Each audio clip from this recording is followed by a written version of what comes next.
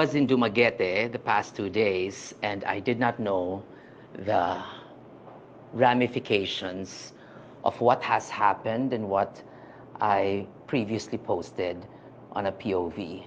But before anything else, allow me to begin with an apology, a very sincere one.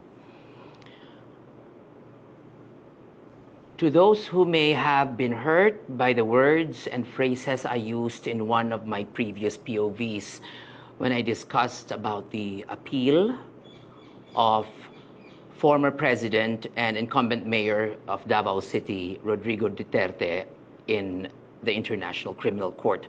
I admit it was poorly written. Maybe I was tired, maybe I wanted to sound poetic, or maybe I just wanted to stir conversation. And yes, I got what I wanted, the discussion happened, but most of it sadly became personal. It became a flood of ad hominem attacks. Now, what do we mean by ad hominem? It's when people attack the person and not the argument. Instead of saying, I disagree with your point, they say, I don't like you.